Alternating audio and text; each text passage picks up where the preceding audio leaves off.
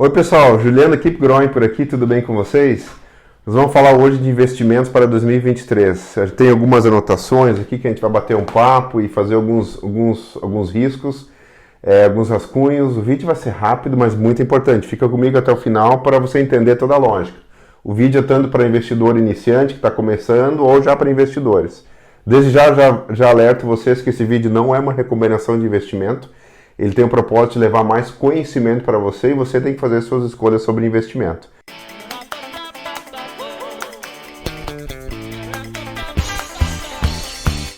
Vamos direto ao ponto, né? Sem enrolação. O que a gente tem para 2023 em termos de investimentos? Eu acho que a gente deveria começar também falando um pouco do cenário, mas basicamente muito rápido. Você precisa saber que, para você que é iniciante ou você que já é investidor, já tem uma noção um pouco maior sobre esse aspecto, o mercado está diferente do que ele estava.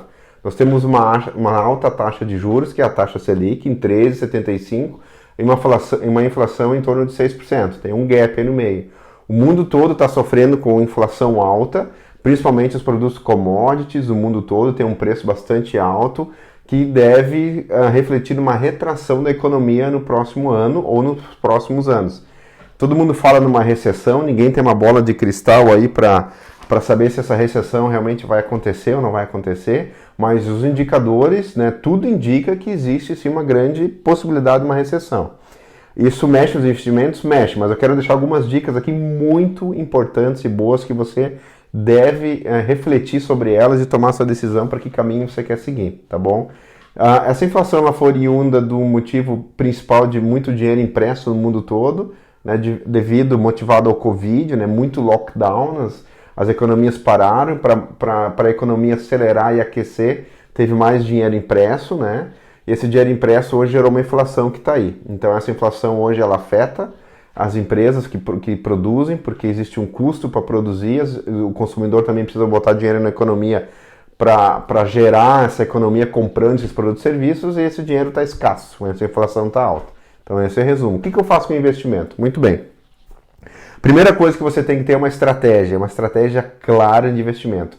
Se você é iniciante, você precisa definir por que você quer investir e o que você quer com isso. É para um sonho, é para uma aposentadoria, é para comprar um determinado produto, é para construir uma casa, é para comprar um carro, é para uma viagem. Qual é o seu propósito de investimento? O segundo passo que você vai fazer é definir seu perfil. Seu perfil vai ser conservador, moderado ou arrojado. Você vai ter que entender qual é o seu perfil para definir que tipo de investimento você vai fazer.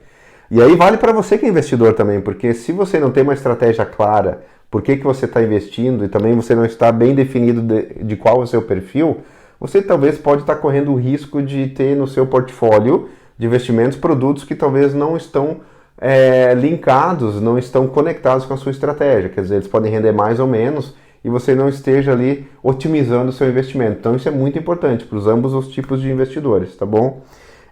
Em termos de investidor conservador, a gente sempre fala que a renda fixa é o momento ali de se começar, né?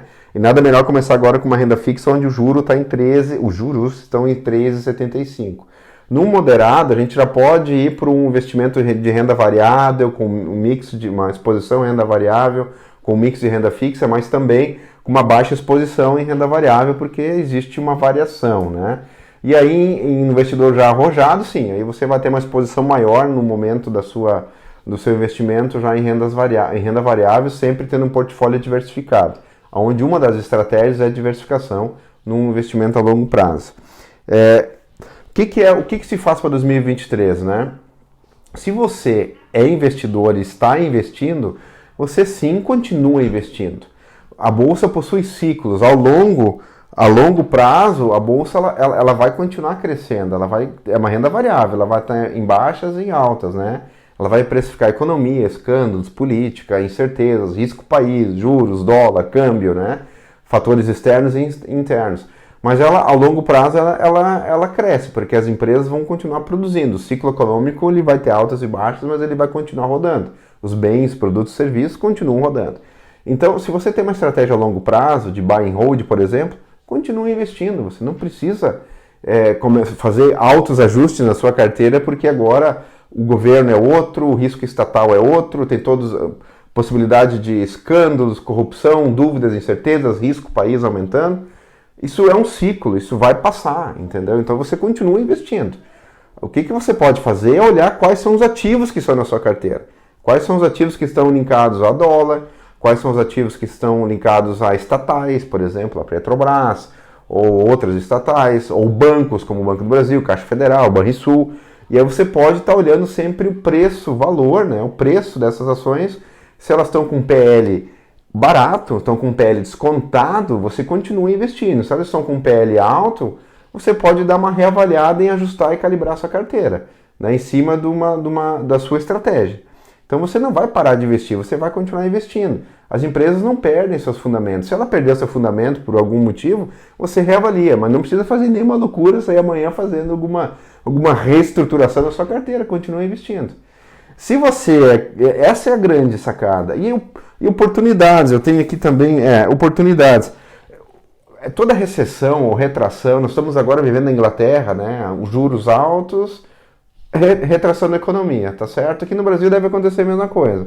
Selic 13,75 a gente deve arrastar a Selic no próximo semestre também a 13%. Talvez no segundo semestre a gente vai ter uma mudança para 12%, 11%, próximo de 10%, mas não acredito que caia menos de 2 dígitos. Vão acontecer ainda, Selic ainda vai, né, continuar com os 2 dígitos aí, 11%, sei lá, alguma coisa assim.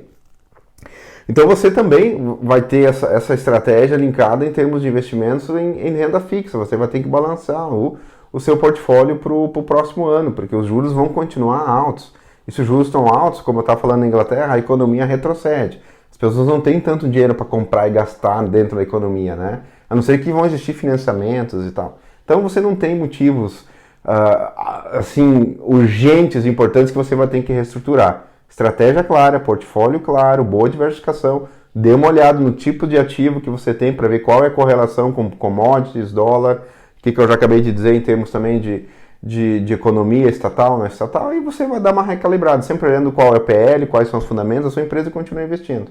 Para você que é investidor novo, sim, talvez aí você pode estar começando com uma exposição maior na renda fixa, porque o momento é esse, e iniciando a exposição em renda variável, mas não deixem de investir. Eu vejo muita gente falando, não vou investir em renda variável porque agora é renda fixa. Colegas, amigos, investidores, quem é investidor nesse momento, ele está saindo em alguns momentos até da renda fixa e indo para a renda variável porque tem preços muito descontados a renda variável.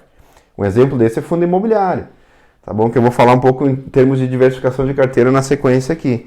Então você que está iniciando, inicia pela renda fixa, começa com uma exposição em renda variável, em ações, ou ETFs, ou até BDRs, e aí você vai entendendo o mercado, e aí você vai se adaptando e vai começando a investir.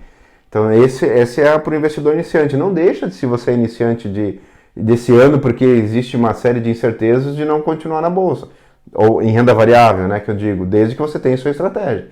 Se a estratégia é conseguir um aporte para realizar um sonho, uma aquisição em 2, 3 anos, aí a bolsa está fora de cara, a renda variável está fora do seu portfólio.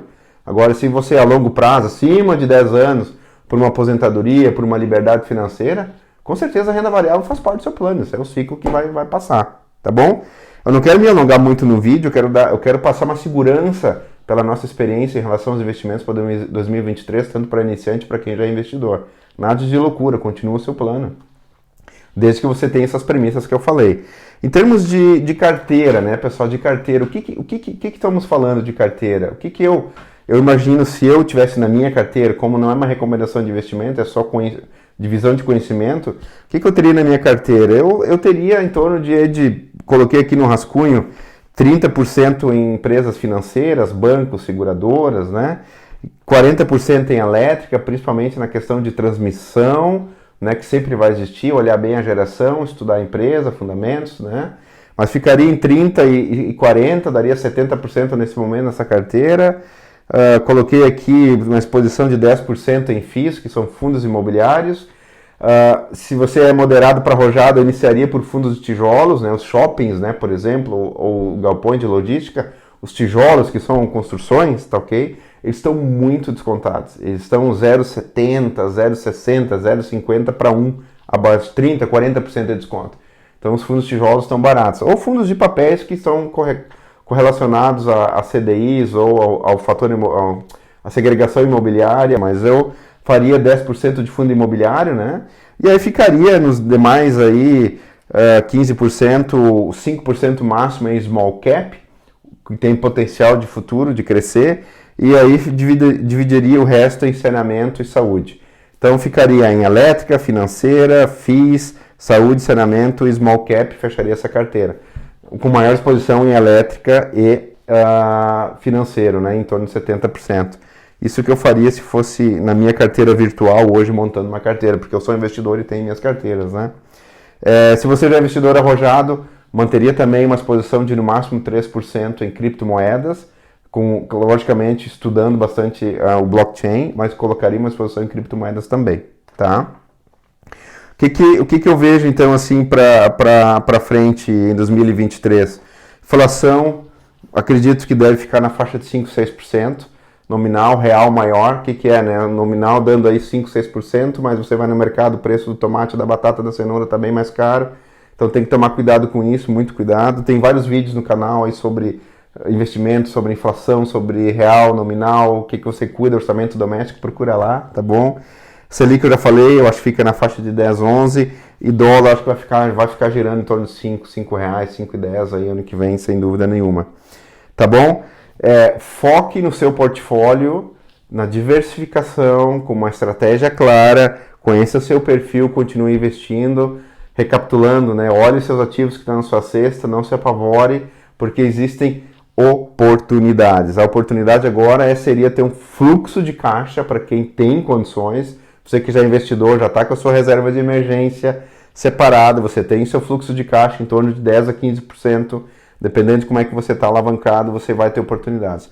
Para você que é iniciante, não se apavore, você pode começar a investir em renda variável agora também na Bolsa de Valores, por exemplo, ou através de ETFs ou BDRs, através das corretoras, e você pode ter uma exposição lenta à renda variável até você conhecer e aprender o mercado, mas você já pode entrar em renda fixa.